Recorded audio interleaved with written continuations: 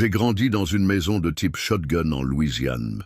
Ces maisons sont conçues comme des rectangles avec des portes aux extrémités courtes et on les appelle maisons shotgun, parce qu'on pourrait tirer au fusil depuis la porte d'entrée et voir les plombs sortir par la porte arrière. C'étaient de petites habitations construites pour des familles à faible revenu.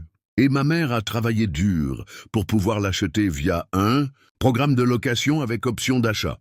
Mais travailler autant signifiait que j'ai grandi comme un enfant à clé. Parfois, je devais aller à l'école seul le matin, car elle faisait des horaires fous.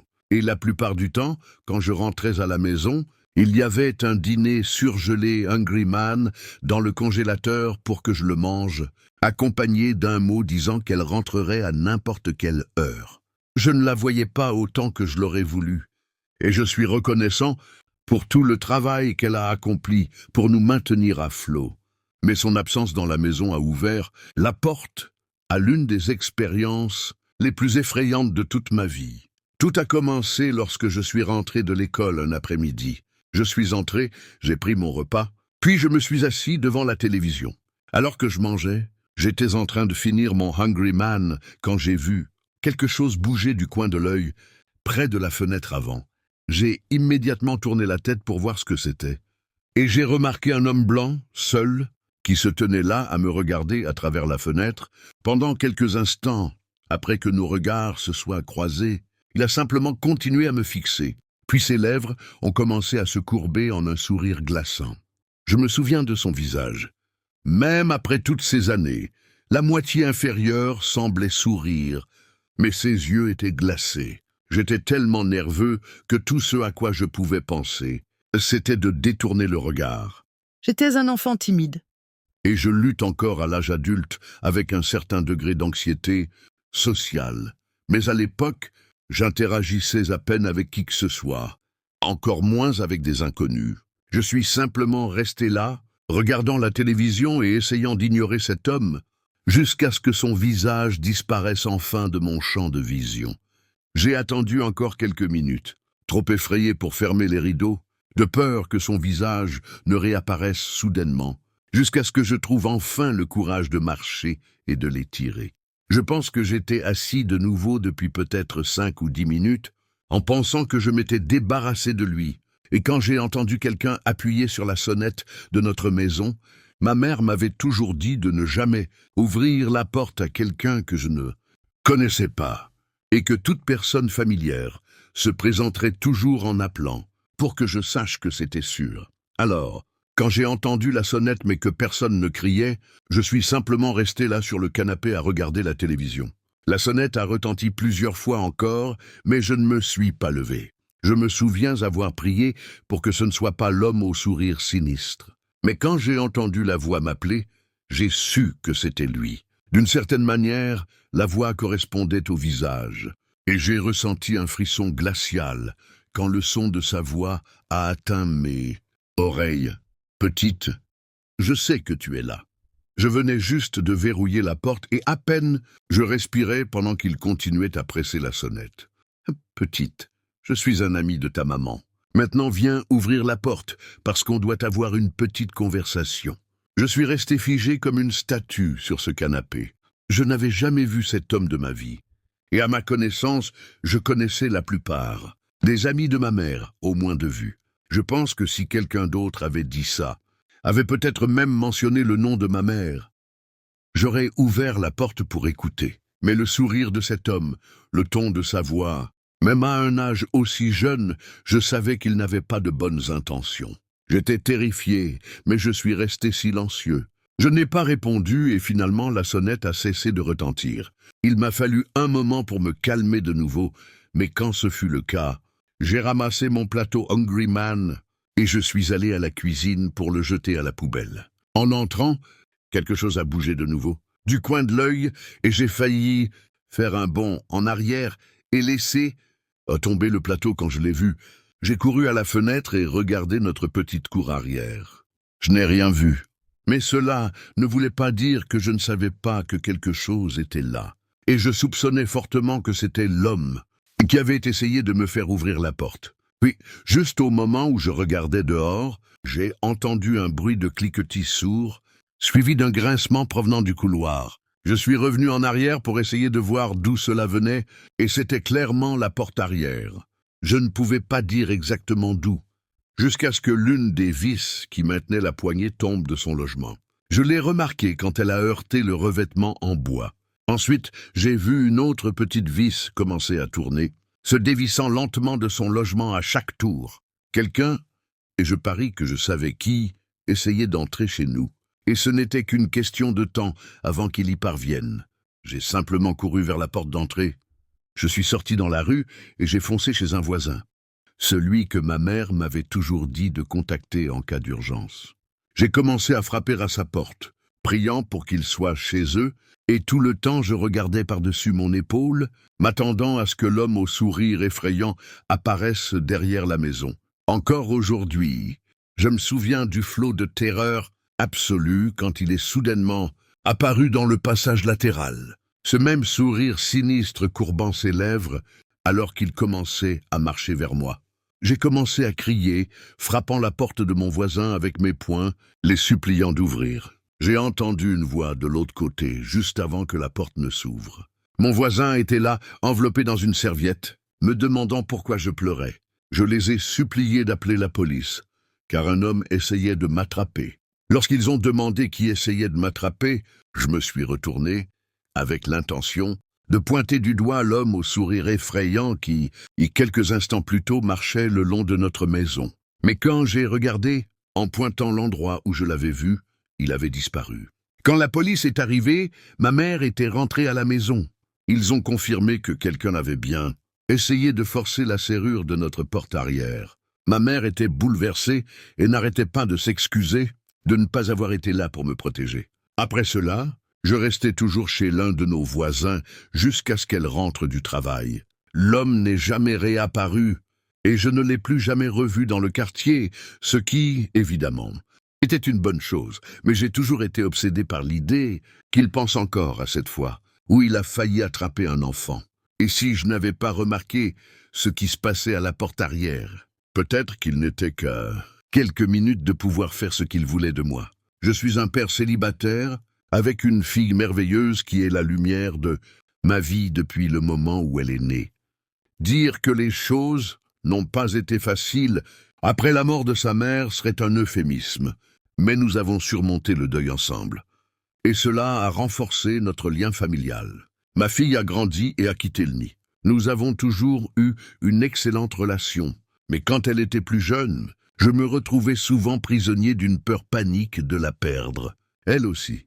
Parfois, cette terreur de la solitude n'était qu'un bruit de fond, quelque chose que j'arrivais à ignorer en me gardant occupé. D'autres fois, elle m'envahissait complètement, et je devenais excessivement prudent, voire surprotecteur, à tel point qu'elle a manqué certaines sorties scolaires, quelques fêtes d'anniversaire et de nombreuses invitations chez des amis. Tout cela parce que j'étais trop anxieux pour la laisser seule dans un endroit que je ne connaissais pas. Cela en est arrivé au point qu'aux alentours de son 13e anniversaire, je me suis rendu compte que je ne l'avais jamais laissée seule à la maison, même pas pour aller à l'épicerie. J'insistais pour qu'elle arrête ce qu'elle faisait pour m'accompagner, dans chaque course. Ça fonctionnait quand elle était petite, mais en grandissant, elle semblait en avoir assez d'être constamment collée à moi. Tout a culminé un jour en une petite dispute lorsqu'elle a insisté pour rester à la maison, afin de terminer ses devoirs pendant que elle se sentait encore concentrée. J'ai gagné la discussion, et elle a affiché une mine renfrognée tout au long du trajet jusqu'au supermarché. Mais je commençais à me demander s'il ne fallait pas que je détende un peu mes règles à mesure qu'elle devenait plus autonome. Quelques mois plus tard, après une longue période de réflexion, je suis entré dans sa chambre et je lui ai dit que j'allais faire un saut rapide à Target pour quelques achats. Elle a râlé, s'est levée de sa chaise et s'est dirigée pour mettre ses chaussures. Alors, avec un moment théâtral, je lui ai dit que j'allais y aller. Elle a souri, ce genre de sourire qui remplit le cœur d'un père de joie. C'était un sourire qui marquait une étape dans nos vies. Elle grandissait et il était temps de commencer à lui laisser un peu d'espace. Je sais que cela peut paraître un peu ridicule, mais j'étais vraiment ému en m'asseyant sur le siège conducteur et en quittant notre allée. Le cliché disant que les enfants grandissent trop vite est utilisé à outrance, mais c'est justement parce qu'il est vrai. Lorsque je suis arrivé à Target, j'avais réussi à retenir mes larmes. Et après m'être répété plusieurs fois que tout irait bien, j'ai vraiment commencé à ressentir une certaine sérénité. Puis, alors que je marchais dans les rayons en ramassant quelques articles, j'ai senti mon téléphone vibrer dans ma poche. Je l'ai sorti et j'ai vu que c'était ma fille qui m'appelait. Probablement pour me demander de lui rapporter quelque chose. J'ai appuyé sur le bouton vert et porté le téléphone à mon oreille. Mais avant même que je puisse dire un mot, tout ce que j'ai entendu, ce furent des cris et des sanglots. J'ai abandonné mon chariot sur place, couru hors du magasin et me suis précipité vers ma voiture. En conduisant à toute vitesse vers notre appartement, j'essayais de la calmer et de lui faire dire ce qui se passait. Elle répétait seulement « Je ne sais pas, je ne sais pas. Je crois que quelqu'un a tiré avec une arme. » Ma question suivante a été de savoir si elle était blessée. Et quand elle a répondu que oui, j'ai simplement jeté mon téléphone, serré le volant à deux mains, et j'ai accéléré autant que je pouvais vers notre immeuble. Quelques minutes plus tard, à seulement 2 pâtés de maison de chez nous, j'ai vu des gyrophares dans mon rétroviseur. J'ai eu la nausée en réalisant que j'étais face à 2 choix distincts, fuir la police pour arriver jusqu'à ma fille, en risquant de me faire tirer dessus ou arrêter en sautant de la voiture, ou m'arrêter, essayer d'expliquer la situation et laisser temporairement mon enfant livré à lui-même. Pour certains, cela pourrait sembler un véritable dilemme, mais pour un père, aucune réflexion n'est nécessaire. Tu aides ton enfant. Il n'y a pas d'autre option. Jamais je n'aurais imaginé être impliqué un jour dans une véritable poursuite policière. À part quelques contraventions de stationnement, j'ai toujours respecté la loi. Alors le fait de fuir une voiture de police, en priant pour qu'ils comprennent mes raisons, c'était irréel au plus haut point. J'ai roulé à toute allure sur les 2 pâtés de maison menant à notre appartement. J'ai freiné brutalement dans notre allée, et je suis sorti de la voiture les mains en l'air, pendant que les policiers me suivaient. Je me souviens qu'eux aussi ont bondi hors de leur voiture, se sont abrités derrière leurs portières ouvertes, armes ou tasers pointés sur moi, alors que je criais que j'étais désolé, que ma fille avait un problème, que je ne pouvais pas m'arrêter, que je ne pouvais pas m'arrêter. J'ai répété mon histoire, pendant qu'un des agents s'approchait de moi, son arme dégainée. Je ne sais pas si c'était le ton de ma voix ou le regard dans mes yeux, mais soudain il s'est arrêté et m'a demandé où étaient mes clés. Comprenant qu'il me laissait le bénéfice du doute, je lui ai dit que les clés de la porte d'entrée étaient attachées à celles de la voiture, et qu'elles étaient toujours dans le contact. Il a dit à son collègue de me surveiller, puis il a saisi mes clés, a coupé le moteur de ma voiture et a couru vers mon appartement pour chercher ma fille. Ce fut un moment véritablement terrifiant pour moi, car je n'avais aucune idée de ce que les policiers allaient trouver.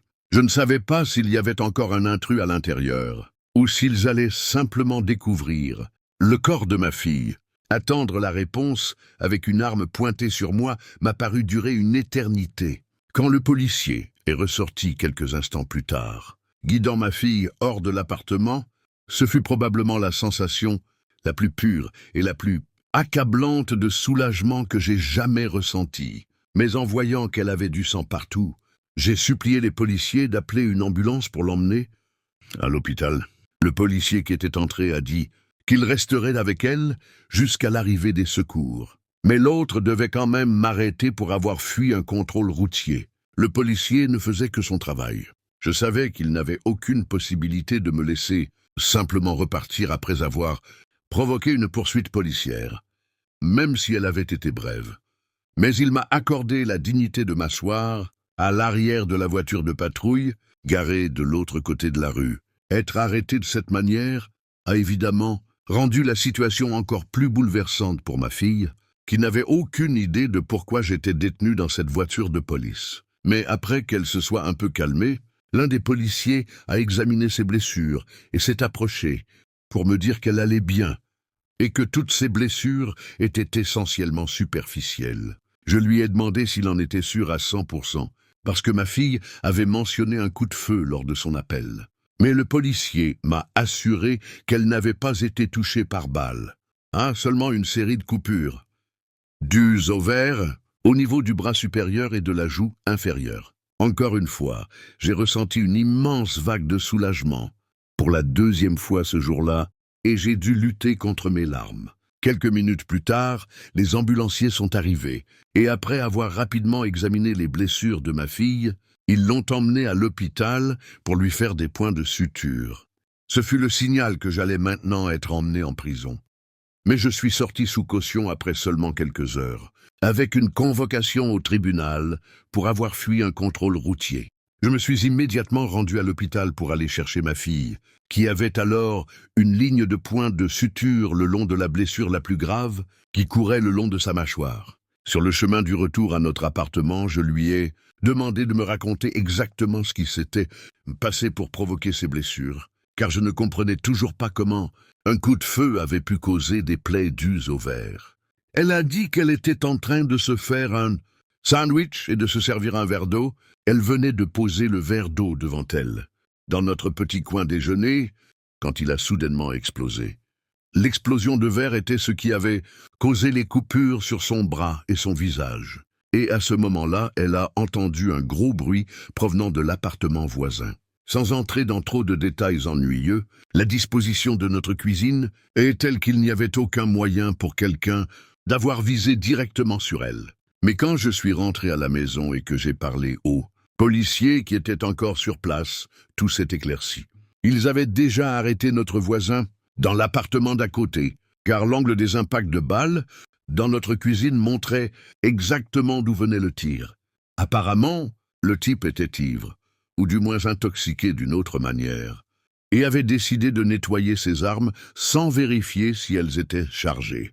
Et il a tout avoué et apparemment s'est effondré en larmes dans la voiture de police en croyant qu'il avait gravement blessé quelqu'un après avoir entendu tous les cris. Il a été inculpé pour mise en danger imprudente et a été reconnu coupable. Mais il n'a pas fait de prison.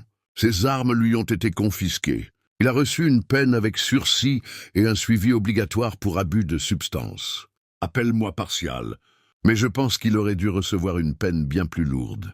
Moi, en revanche, j'ai plaidé sans opposition pour le chef d'accusation lié au contrôle routier. Mais après que le juge ait été mis au courant des circonstances et du lien avec l'incident de mise en danger imprudente causé par l'autre homme, je n'ai eu qu'une amende obligatoire de 500 $ à payer, au lieu d'une suspension de permis d'1 an. D'après mon avocat, c'était le meilleur accord que je pouvais espérer, car évidemment, personne n'est au-dessus de la loi, et les poursuites pour fuite lors d'un contrôle sont prises très au sérieux par la police. Au final, il était clair, tant pour moi que pour ma fille, que nous avions échappé de justesse à un désastre, et j'en étais profondément reconnaissant. Mais juste au moment où je commençais à me sentir à l'aise à l'idée de donner à ma fille un peu d'autonomie et d'intimité dans sa vie, l'angoisse de la perdre est revenue 100 fois plus forte et a causé des ravages dans ma santé mentale. Pour la première fois de ma vie, j'ai activement cherché une thérapie sur les conseils de ma sœur, et je dois admettre que les séances hebdomadaires ont véritablement apaisé mon anxiété et mon besoin de tout contrôler. Je ne suis jamais devenu l'un de ces parents détendus et insouciants. Je ne le suis toujours pas. Même maintenant qu'elle a déménagé et vit dans un appartement chic au centre-ville, je serai toujours son père. Rien au monde ne changera cela.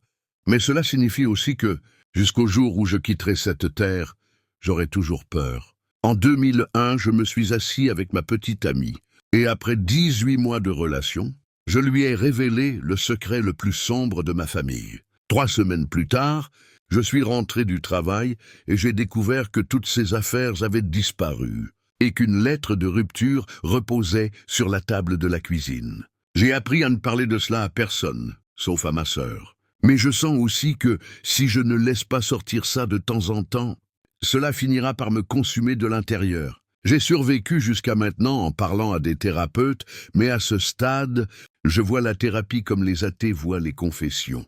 Une nouveauté agréable, mais sans conséquence.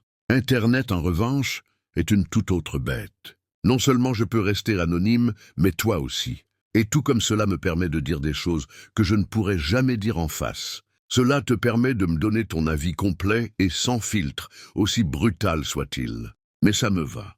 Et c'est pour cela que j'écris ceci. Je ne cherche pas l'absolution, je cherche le jugement. J'avais 12 ans au moment de ma découverte, et tout cet été-là, j'étais complètement obsédé par Pokémon Rouge. Je ai passé des heures et des heures à capturer et à entraîner les 150 Pokémon originaux. Puis quand j'ai battu le Conseil des 4 et complété mon Pokédex, j'ai simplement effacé ma sauvegarde et recommencé à zéro.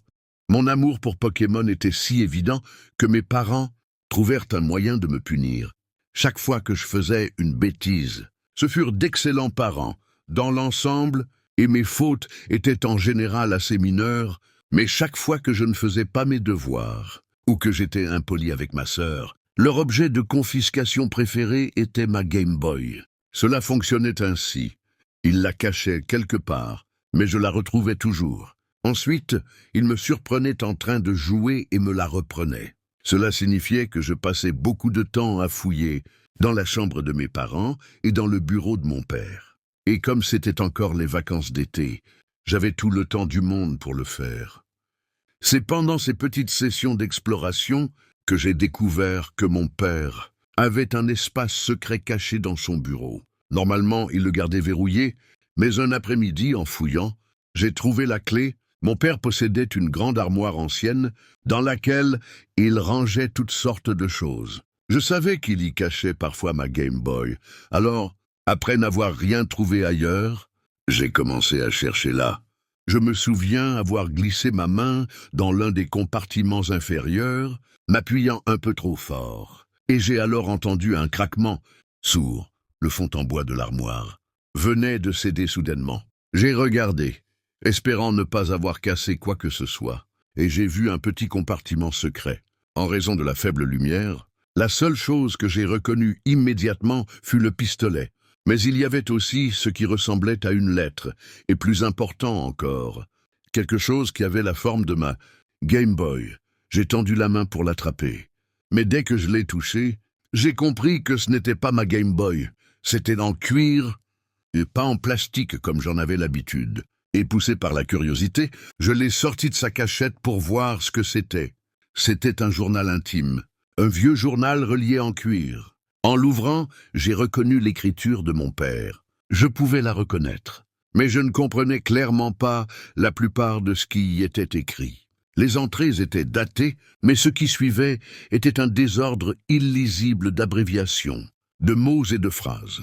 Il y avait aussi de petits croquis dessinés à la main représentant des lits avec des bonshommes aux membres tordus dans des positions contre nature. Je ne comprenais pas à 100% ce que je voyais, mais je savais, rien qu'au fait que ce soit caché, que cela appartenait à un côté secret que mon père nous dissimulait.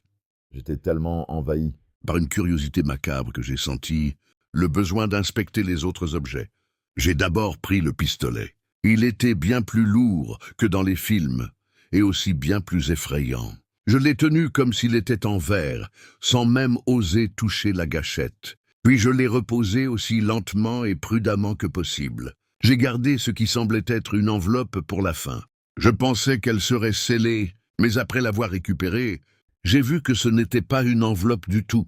C'était l'un de ces étuis en plastique que les développeurs de photos donnent, le genre qui contient toutes les impressions et les négatifs. Je pensais qu'il contiendrait des photos de famille, puisque c'est tout ce que j'avais vu sortir de ce genre de pochette. Mais le seul membre de ma famille présent sur les photos était mon père. Et cette version de lui était différente de tout ce que j'avais connu. Les premières photos étaient celles d'un lit, dans un endroit que je ne reconnaissais pas. Cela ne paraissait pas très notable au début. Mais ensuite, j'ai remarqué les cordes attachées au montant du lit, et ce mauvais pressentiment que j'avais s'est intensifié. Les photos suivantes montraient une série d'outils, et tous posés sur une table, en bois, mais j'ai remarqué d'autres objets parmi eux. Un marteau, une perceuse manuelle, une paire de pinces métalliques, des choses qu'on pourrait trouver pour des réparations à la maison, mais il y avait aussi un scalpel et d'autres instruments chirurgicaux qui semblaient si aiguisés qu'ils me faisaient frissonner. Les photos suivantes étaient de mon père. Mais, comme je l'ai dit, il y avait quelque chose de vraiment étrange. Il y avait là des photos qu'il avait prises de lui-même, mais il semblait particulièrement intéressé par l'apparence de ses yeux, car certaines étaient des gros plans centrés uniquement sur eux. Je ne comprenais pas pourquoi il ne se contentait pas de se regarder dans un miroir. Mais encore une fois, je n'avais aucune idée de pourquoi papa faisait tout cela, et encore moins pourquoi il voulait nous le cacher. Mais lorsque j'ai vu la photo suivante, j'ai ressenti une sensation de terreur intense, et j'ai su que j'étais en train de regarder quelque chose qu'il ne voulait à aucun prix que moi ou maman voyions. J'ai supposé que la première personne sur le selfie était mon père, mais son visage était recouvert par une sorte de sac en tissu, fait d'un treillis métallique noir. Je ne pouvais donc pas en être sûr à 100%, en supposant qu'il pouvait voir à travers. Il n'y avait aucune bonne raison pour qu'il veuille se couvrir le visage ainsi. Il n'y avait aucune bonne raison non plus pour qu'il l'utilise comme un bandeau. L'idée même qu'il fasse une chose pareille m'a glacé le sang. Mais ensuite, en découvrant les photos suivantes, ce sentiment fut remplacé par de la confusion. Une photo montrait un jeune homme asiatique souriant, posant à côté d'une installation artistique quelque part dans le centre-ville. La photo suivante montrait mon père, souriant lui aussi à côté de cette même œuvre d'art. Je ne reconnaissais pas ce garçon, mais je trouvais étrange qu'il paraisse bien plus jeune que mon père. L'ambiance joyeuse continuait à travers quelques autres clichés, des images d'eux buvant ensemble dans un bar, des photos du garçon asiatique qui semblait danser. Ils souriaient tous les deux sur chaque image. Et puis, soudainement, l'ambiance des photos changea de manière radicale. Sur la photo suivante, le garçon se tenait debout, mal à l'aise, les bras le long du corps, avec une expression légèrement effrayée. Les photos suivantes le montraient attaché à un lit. Il regardait droit vers l'objectif, et la terreur sur son visage était encore plus visible. La dernière photo montrait un homme, portant ce masque en tissu, penché au-dessus du garçon. Je ne pouvais pas voir ce qu'il faisait, mais les jambes du garçon étaient tendues, tirant contre les cordes qui les retenaient, comme s'il souffrait énormément. Je me souviens avoir eu une réaction viscérale intense à cette dernière photo. J'ai alors rangé les photos dans l'étui, et j'ai essayé de tout remettre dans la cachette exactement comme je l'avais trouvé. Après cela, j'ai abandonné la recherche de ma Game Boy, j'ai verrouillé le bureau de mon père, et j'ai passé le reste de l'après-midi dans ma chambre, à me balancer, en essayant d'oublier. Quand mon père est rentré du travail, il a simplement supposé que j'étais fâché contre lui pour m'avoir confisqué ma Game Boy. Seule maman a remarqué qu'il y avait quelque chose de plus profond, mais je ne pouvais pas lui dire ce que j'avais vu. Si je le faisais, ce serait la fin de notre famille, telle que je la connaissais. Alors je me suis tu. Ce n'est pas que je ne voulais pas parler à quelqu'un de ces photos. Je ne savais tout simplement pas comment le faire sans provoquer une sorte d'apocalypse familiale. Et puis, je n'étais même pas sûr à 100% de ce que j'avais réellement vu. J'ai tenté de faire comme si de rien n'était, mais ma relation avec mon père n'a plus jamais été la même. À chaque fois que je voyais son visage, je ne pouvais m'empêcher de l'imaginer sur ces photos me demandant ce qu'il faisait. Bon sang, à ce pauvre garçon sans défense. Je supposais que maman ne savait rien de ce que mon père faisait sur ces clichés, et j'éprouvais une profonde pitié pour elle. Mais en même temps, je portais une culpabilité insupportable d'être le seul capable de la prévenir, sans en être capable. Puis un jour, elle est entrée dans ma chambre et m'a posé la question que je redoutais depuis presque un an. Elle m'a demandé si j'étais allé dans le bureau de papa. Récemment, ces mots m'ont donné des frissons. Heureusement, j'avais appris à très bien cacher mes émotions. Alors, sans lever les yeux de mon jeu Sega, je lui ai simplement répondu que non. Après ça, je priais Dieu pour qu'il ne me pose pas d'autres questions. Je priais pour entendre le bruit de la porte se refermer derrière lui. Mais les secondes passaient, et la porte ne se refermait pas. Il restait là, silencieux, à me fixer la nuque, sans rien dire ni faire. Quand il m'a demandé si j'en étais sûr, je suis resté les yeux rivés à l'écran, et j'ai donné la négation la plus désinvolte possible. Ce furent quelques-uns des moments les plus terrifiants de toute ma vie. Même quand la porte s'est finalement refermée, j'étais terrorisé à l'idée qu'il soit simplement resté là, derrière, attendant un tête-à-tête avec moi. Il ne l'était pas, ce qui a évidemment été un immense soulagement. Mais alors que je retournais à mon jeu, je me suis mis à me demander s'il m'avait vraiment cru. Et puis, comme un éclair entre les yeux, un petit détail vieux de presque 2 ans m'est revenu en mémoire, très net. Une fois que la peur s'était calmée, j'ai réalisé quelque chose.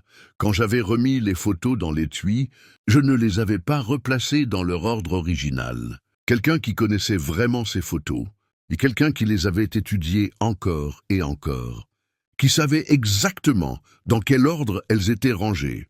Cette personne allait forcément se poser des questions, mais il ne pouvait pas m'accuser directement de les avoir vues. Il ne pouvait accuser personne directement. Car, s'il n'était pas lui-même fautif, alors il aurait su que quelque chose de compromettant avait été découvert. Et ce tout petit détail a été la seule chose qui m'a sauvé de Dieu sait quoi. Pendant des années, tout cela est resté tapi en arrière-plan. C'était toujours là, mais enfoui. Et l'idée que ma mère découvre les photos, qu'elle voit toute cette honte, toute cette douleur, c'était quelque chose que je ne pouvais tout simplement pas laisser arriver. Ne te méprends pas, je vivais pratiquement dans une peur constante que mon père nous fasse du mal. Mais chaque jour qui passait, il devenait plus facile de me convaincre que ça n'arriverait pas. La prochaine fois que le poids de ces photos m'a vraiment écrasé l'esprit, j'étais en 2e année d'université. J'étais à l'autre bout du pays. Étudiante à l'Université de Californie du Sud, aussi loin que mes notes pouvaient m'emmener. Mais déménager a aussi amené une nouvelle dose de culpabilité. J'avais l'impression d'avoir abandonné ma mère et ma sœur à ce qu'était réellement mon père, ou du moins à ce qu'il était devenu. Je ne pouvais plus supporter cela. J'avais passé 6 années à osciller entre anxiété et dépression, et plusieurs années s'étaient déjà écoulées depuis qu'il avait découvert que quelqu'un avait fouillé dans sa cachette, comme je l'appelle. Si son plan avait été de tous nous tuer dans notre sommeil, j'imaginais qu'il l'aurait déjà fait. Mais ensuite, sans tout ce stress quotidien, mon esprit a commencé à se focaliser de manière obsessionnelle sur les moindres détails. J'ai fini par passer des heures à lire des articles de presse sur des personnes disparues ou des cadavres, retrouvés dans tout le Nord-Ouest. Je ne savais pas exactement ce que mon père avait fait à ce garçon, et parfois, je regrettais de ne pas avoir regardé toutes les photos pour le savoir avec certitude. Mais je connaissais le visage du garçon, et je savais que je le reconnaîtrais si jamais sa photo apparaissait. Dans un article sur une disparition ou un meurtre, à plusieurs reprises, je me suis demandé à quel point c'était inutile de passer des heures à lire des articles aléatoires, listant des victimes aux noms à consonance asiatique. Il devait y en avoir des centaines au cours de la dernière décennie. Et c'est là que j'ai réalisé que je ne savais même pas à quel moment l'incident photographié avait eu lieu. Je comprenais alors que j'étais en train de chercher une aiguille dans une botte de foin. Mais un jour, un jeudi pluvieux, j'ai trouvé mon aiguille. Je ne veux pas vous dire le nom de ce pauvre garçon, parce que je ne veux pas que l'un d'entre vous contacte sa famille. Ils ont déjà vécu bien assez d'horreur, mais comme je l'ai dit, je l'ai trouvé. J'ai reconnu son visage sur une page web. C'était un sourire que je jurerais reconnaître n'importe où, gravé dans mon esprit après avoir regardé ses photos secrètes. L'article donnait quelques détails sur les derniers endroits où il avait été vu. Il mentionnait que le garçon avait parlé de rendre visite à un ami dans les semaines précédant sa disparition. Puis l'article lançait un appel à témoins, expliquant que la police n'avait aucune idée de ce qui était arrivé à ce pauvre garçon. Mais moi, je le savais depuis des années, je n'en avais simplement jamais pleinement pris conscience. Incidemment, la réponse à mon obsession souleva une nouvelle question. Qu'allais-je faire de cette information? La réponse fut simple, rien. Il n'y avait rien que je puisse faire qui n'aurait pas un effet dévastateur sur ma mère et ma sœur. Ma sœur était encore assez jeune à l'époque, clairement pas en âge de pouvoir comprendre que son père était, au minimum, impliqué dans la disparition d'un autre être humain. Il n'y avait rien que je puisse faire à ce moment-là, rien que je puisse accepter de faire.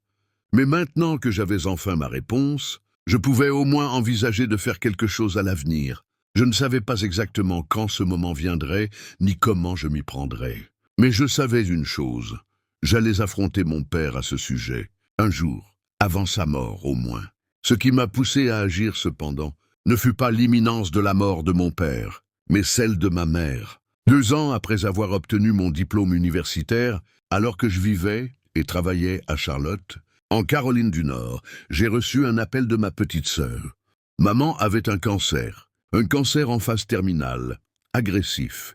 Les médecins disaient qu'il ne lui restait que quelques mois. Je prévoyais de passer autant de temps que possible avec elle durant cette période. Quand elle est finalement décédée, et que la vérité sur ce que mon père avait fait ne pouvait plus la blesser, j'ai joué ma carte. J'ai fait ce que j'aurais dû faire plus de 10 ans auparavant. J'ai appelé mon père, pour la première fois depuis ce qui me semblait une éternité. Je lui ai lancé un ultimatum. Je lui ai dit que je savais ce qu'il avait fait, que c'était moi qui avais trouvé les photos, toutes ces années plus tôt. Je lui ai dit que la seule chose qui m'avait empêché d'en parler, c'était ma volonté de ne pas détruire notre famille, et que je voulais que maman vive une vie d'ignorance, heureuse, avant de voir son monde voler en éclats. Je lui ai laissé 2 options.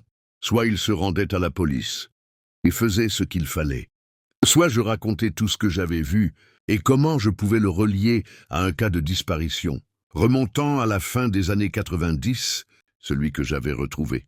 Le lendemain, j'ai reçu un autre appel de ma sœur.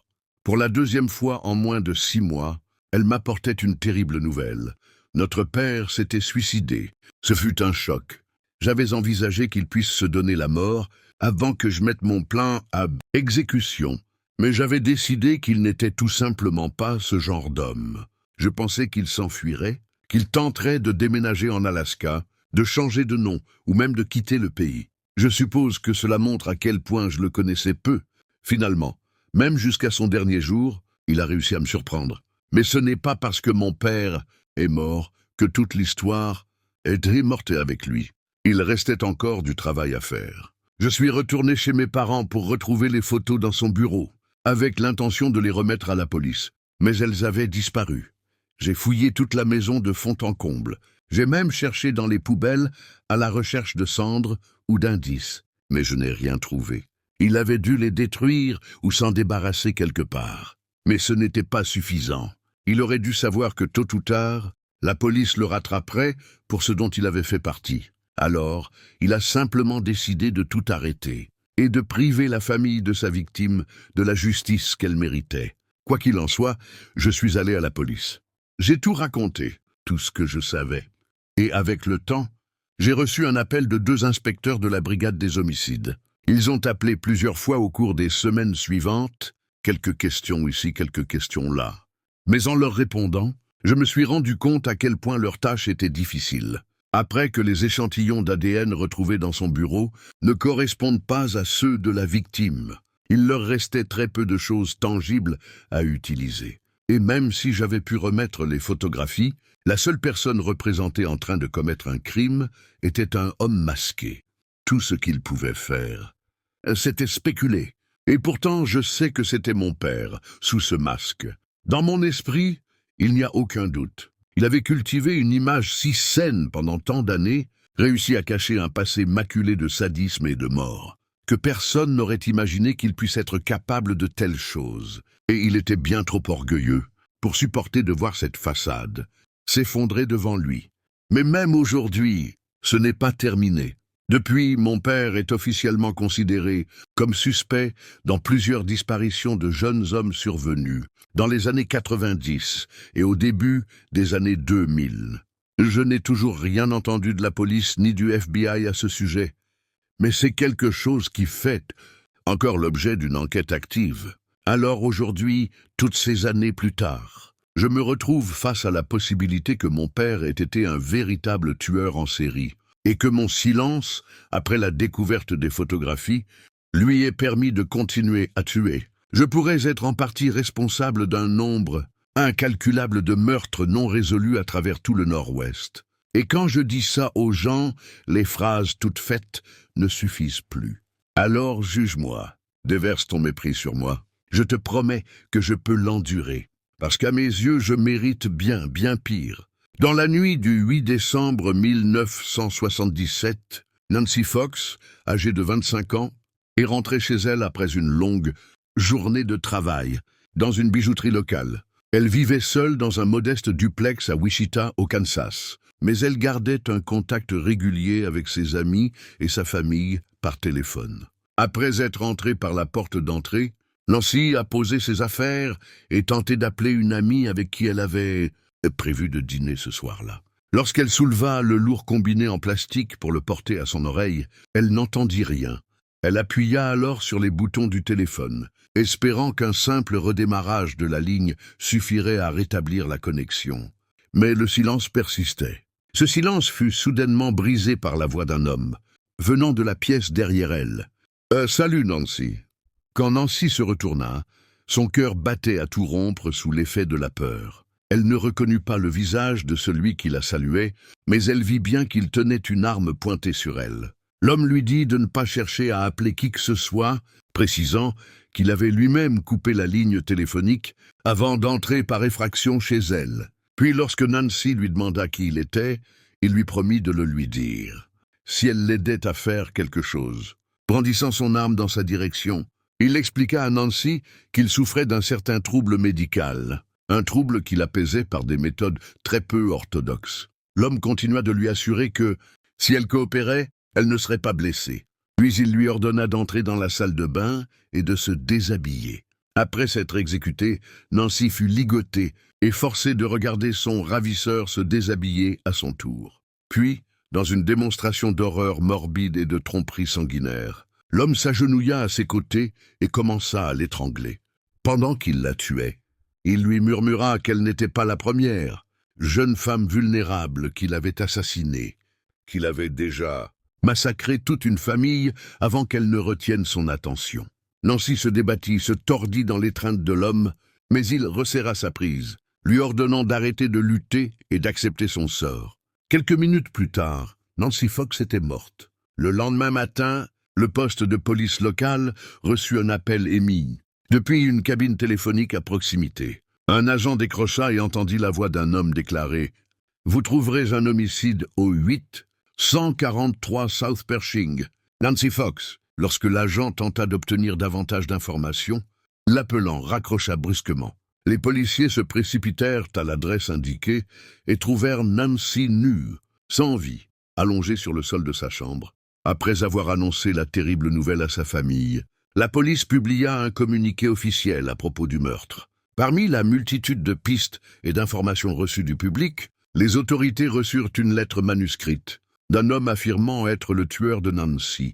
Il avait intitulé sa lettre « Mort à Nancy » et y décrivait comment il était poussé à tuer par ce qu'il appelait le facteur X, une pulsion meurtrière surnaturelle, semblable à celle de Jack l'Éventreur ou du fils de Sam. L'homme termina la lettre en confessant les meurtres de Catherine Bright, de Shirley Vian, de Catherine Bright et de 3 membres de la famille Otero. Il signa la lettre de 3 lettres qui allaient hanter pendant des décennies les services de police locaux et fédéraux. BTK. BTK signifiait bind, torture kill, attacher, torturer, tuer, ce qui suggérait que la méthode utilisée par le tueur pour répandre la terreur était indissociable de son identité même. Cependant, malgré sa soif vorace de meurtre, BTK parvint à contenir ses pulsions. Après l'avalanche d'attention médiatique que sa lettre avait suscitée, il demeura silencieux pendant 8 longues années. Mais le 5 mai 1985, la découverte du corps d'une femme près de North Greenwich Road, à Wichita, marqua le retour sinistre de BTK. Marin Hedge, âgée de 53 ans, avait été assassinée à son domicile avant d'être ligotée, terrifiée, puis tuée. Mais avant de se débarrasser de son corps, le tueur le transporta jusqu'à une église luthérienne voisine, où il prit une série de photos du cadavre, qu'il avait mis en scène dans des poses suggestives. C'était sans aucun doute l'œuvre de BTK. Pourtant, les enquêteurs étaient aussi loin de l'identifier qu'il l'avait été 8 ans plus tôt, lors de son premier meurtre. Après les assassinats de la famille Fager, toujours à Wichita, la police dut de nouveau faire appel au public. BTK répondit en les narguant avec une lettre manuscrite. Bien que les meurtres aient été commis par lui-même, BTK félicita sarcastiquement un autre tueur fictif, affirmant qu'il avait fait un excellent travail. Il se moqua également de l'incapacité des enquêteurs à l'arrêter, leur assurant que leur incompétence perpétuerait un dossier non résolu. Et pendant un temps, BTK avait raison. Jusqu'à la fin de l'année 2004, les forces de l'ordre pensaient qu'il y avait peu de chances qu'il soit un jour traduit en justice. Mais BTK adorait l'attention médiatique. L'idée que ses crimes puissent être oubliés lui était insupportable. Pour raviver son infamie, il écrivit une lettre au journal Wichita Eagle sous le pseudonyme de Bill Thomas Killman. Dans cette lettre, BTK affirma avoir tué Vicky Wegerle le 16 septembre 1986. Il y joignit des photos de la scène de crime, ainsi qu'une photo du permis de conduire volé à Vicky. Cela confirma, pour les enquêteurs, ce qu'ils soupçonnaient déjà, le meurtre de Vicky portait tous les signes distinctifs de BTK, mais bien des choses avaient changé depuis 1986. En extrayant de l'ADN sous les ongles de Vicky Wegerle, la police fit un premier pas réel vers l'identification de l'un des tueurs en série les plus brutaux de l'histoire des États-Unis. En 2004 également, la station de télévision Kake, à Wichita, reçut une lettre contenant les titres des chapitres de ce que BTK appelait « Oh, son histoire », accompagnés d'un jeu de mots croisés qu'il semblait avoir conçu lui-même. Quelques semaines plus tard, un paquet fut retrouvé, scotché à un panneau de signalisation à Wichita. Une fois remis à la police, il fut découvert qu'il contenait des descriptions graphiques et détaillées des meurtres des Otero, ainsi qu'un croquis intitulé « The Thrill is my bill ». L'extase, c'est ma facture. BTK affirma aussi qu'il écrivait une autobiographie intitulée « The BTK Story » et plaisanta que le premier chapitre s'intitulerait « Naissance d'un tueur en série ». Un autre paquet fut trouvé plus tard dans le parc Murdoch de Wichita. Il contenait le permis de conduire de Nancy Fox. La lettre jointe était aussi délirante et incohérente que les précédentes, mais le contenu du colis différait. En plus du permis et de la lettre, il contenait une poupée Barbie dont les poignets et chevilles avaient été liés avec du fil de fer à poule et dont la tête avait été recouverte d'un épais morceau de plastique. C'était manifestement une reconstitution morbide des derniers instants de Nancy Fox. La couverture médiatique de ce colis causa une immense douleur aux proches de la victime. À un moment donné, BTK contacta directement la police avec une question inhabituelle. Il voulait savoir si une disquette pouvait être retracée jusqu'à un ordinateur spécifique. Craignant une identification par ADN, il envisageait de commencer à utiliser ce type de support. La police répondit à sa question par le biais d'un article publié dans le Wichita Eagle, affirmant que les disquettes étaient sûres. Évidemment, c'était un mensonge flagrant.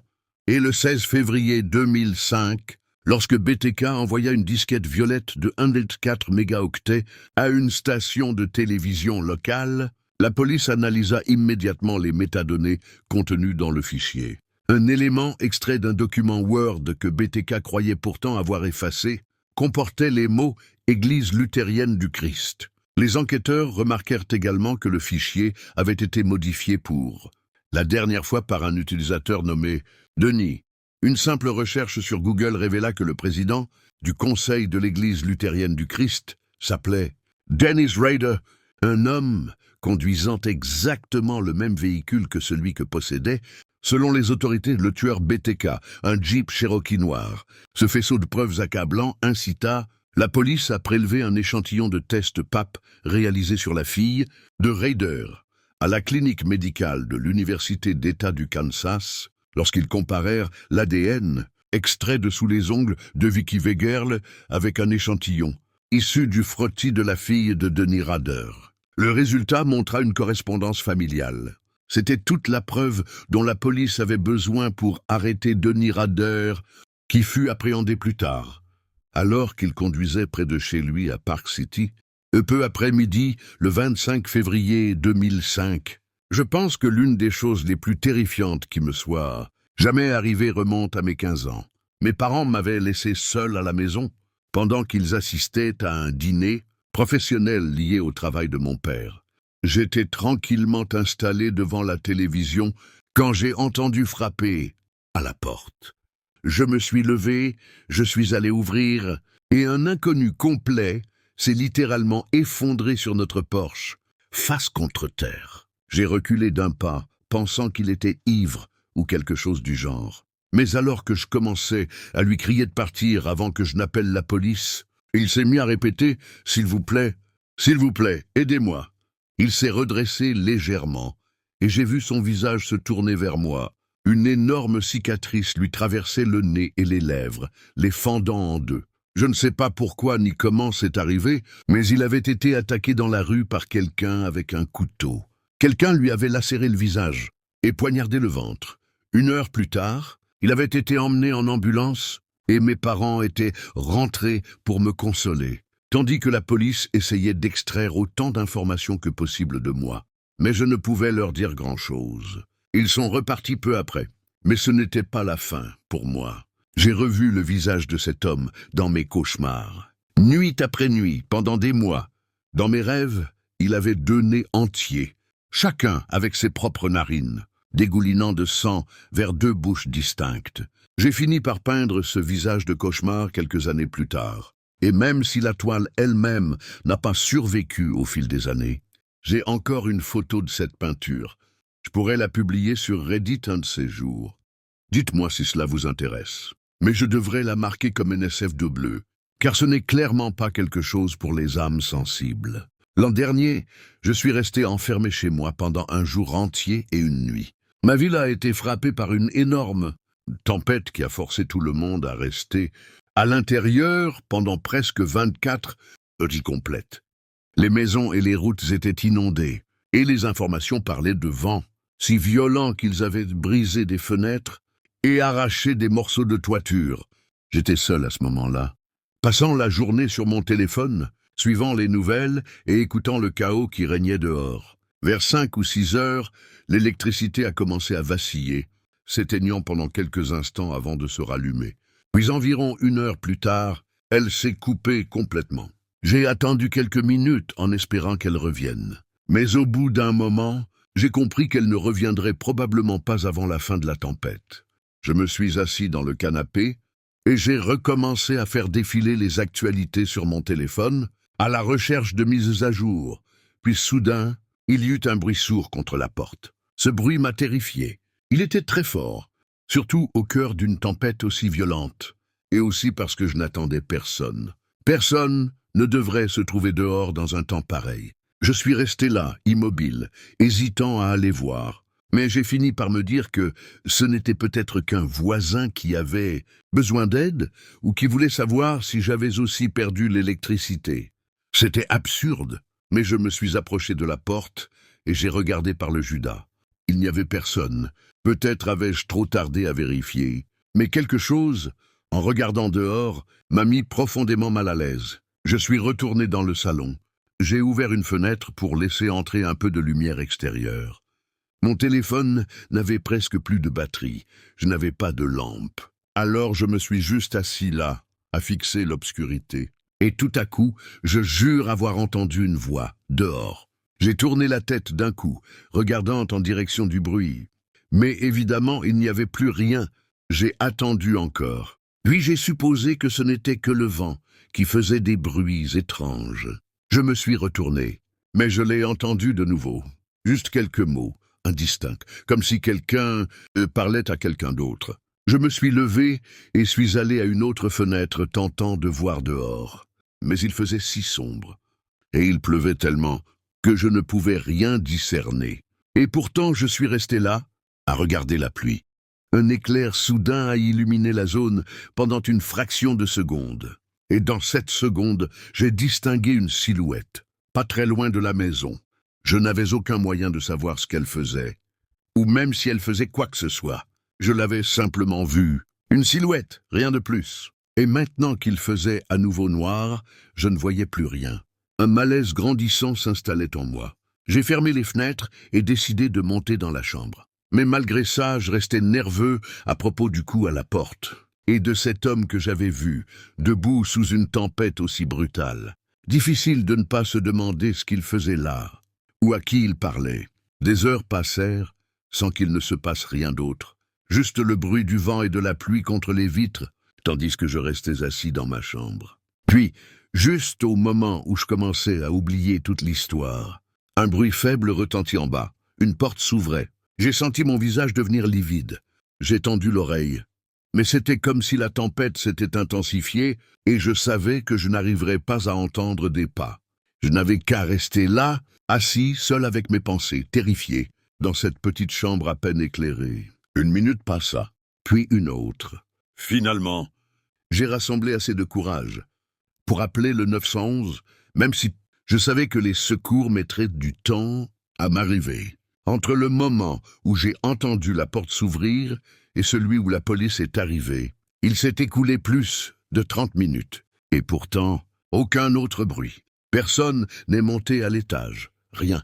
Tout ce que les agents ont trouvé, c'était la porte d'entrée grande ouverte et des empreintes de chaussures mouillées à l'intérieur. Aucune trace d'effraction. Aucun objet déplacé. Comme si quelqu'un était entré, avait regardé autour de lui, puis était reparti. Encore aujourd'hui, je n'ai aucune réponse sur ce qui s'est passé cette nuit-là. Cela remonte à presque 5 ans. À l'époque, je vivais dans un petit appartement d'une pièce. Quand mes parents ont acheté une nouvelle maison à environ 1 heure de là, en pleine campagne, c'était une très belle maison, bien trop grande pour eux seuls, avec un immense terrain autour. Mais comme ils avaient un emploi du temps compliqué et qu'il n'était pas simple de déménager, à longue distance, ils ont dû envoyer toutes leurs affaires à l'avance et livrer le tout environ 1 semaine avant d'emménager eux-mêmes. J'ai proposé de m'occuper de la maison durant cette période, pour accueillir les déménageurs et veiller à ce que tout se passe bien. Je suis arrivé un samedi matin. J'ai salué les déménageurs et je les ai laissés installer les meubles. Ils ont terminé au coucher du soleil.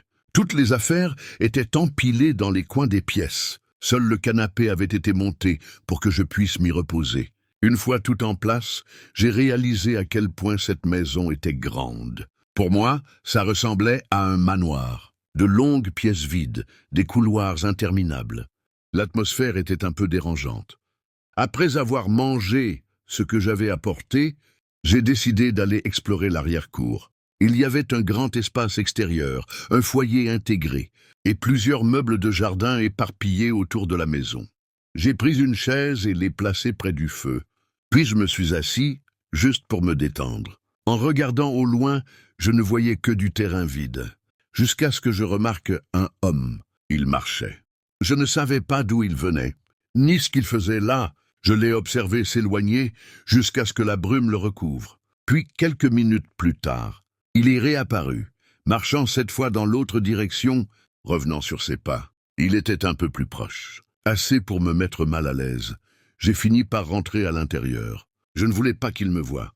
Je suis resté dedans pendant 1 heure, regardant de temps à autre sans rien voir d'alarmant.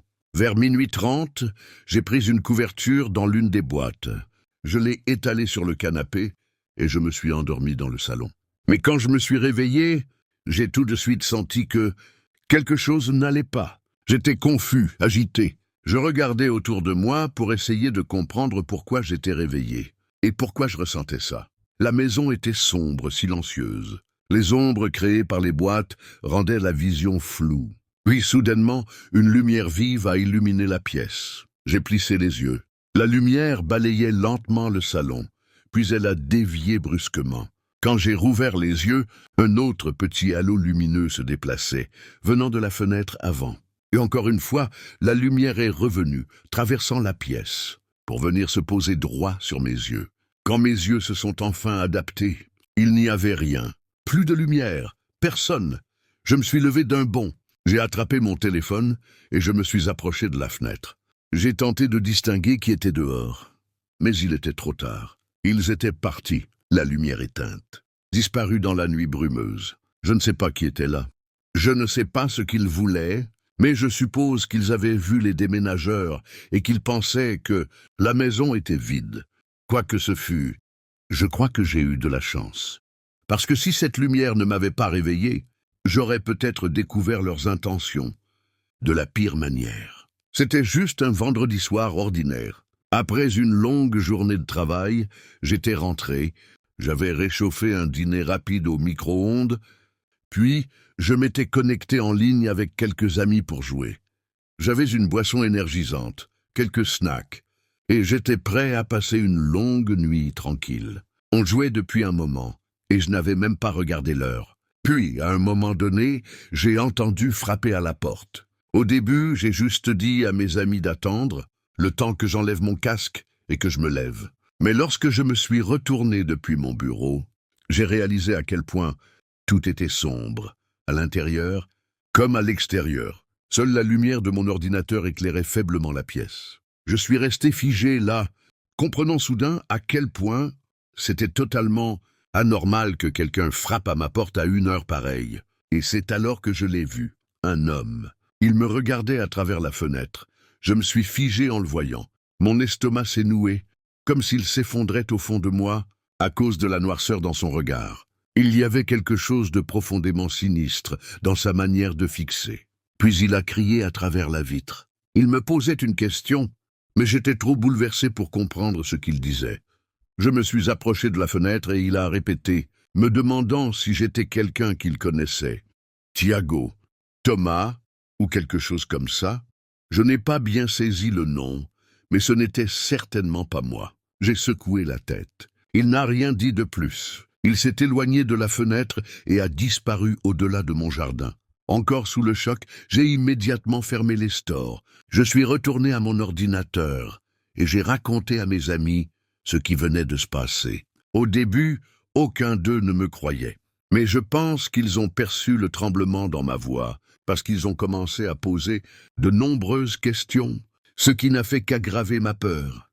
J'ai suivi leurs conseils, m'assurant que toutes les portes étaient verrouillées. J'ai aussi fermé les fenêtres, ce que je ne faisais presque jamais. Ils m'ont rassuré, me disant que tout irait bien. Alors, on a repris notre jeu. 2 heures passèrent. Honnêtement, j'avais complètement oublié ce qui s'était passé. J'ai cru que si quelque chose avait dû arriver, cela aurait été juste après son apparition. Mais soudain, un bruit sourd derrière moi m'a presque fait bondir de ma chaise. C'était à la porte d'entrée. J'ai dit à voix basse à mes amis, dans mon micro, ce qui se passait. Ils m'ont dit d'aller voir qui c'était, mais aussi d'appeler la police. En suivant leurs instructions, je me suis approché silencieusement de la porte et j'ai regardé à travers le judas. C'était lui. Il était de retour. Il se tenait là, immobile, attendant une réponse. Je l'ai observé pendant 1 minute. Curieusement, il regardait sans cesse vers sa droite, comme s'il regardait quelque chose ou quelqu'un. Je suis retourné discrètement vers mon téléphone et j'ai appelé la police, chuchotant ce qui se passait à l'opérateur. Pendant ce temps, un autre coup a retenti à la porte. Je suis retourné à la fenêtre. Il était toujours là, tournant la tête vers le côté, puis faisant un petit geste de la main avant de frapper encore une fois. La nuit était assez calme pour que j'entende distinctement des pas. Venant sur le côté de la maison, j'ai suivi le son du regard, jusqu'à ce qu'il s'arrête juste sous une fenêtre. Puis j'ai vu la vitre bouger, légèrement, elle se soulevait, avant de se coincer dans la serrure et de retomber. Ils ont essayé à nouveau, mais la fenêtre ne cédait pas. Après cela, il a probablement passé 1 minute entière sans que je n'entende plus rien. Je suis resté là, à écouter, pendant que l'opératrice me tenait informé de l'arrivée d'un officier. Et soudain, un bruit sourd a résonné dehors, comme si quelque chose frappait le bois sous la fenêtre. J'ai vu tout le cadre vibrer.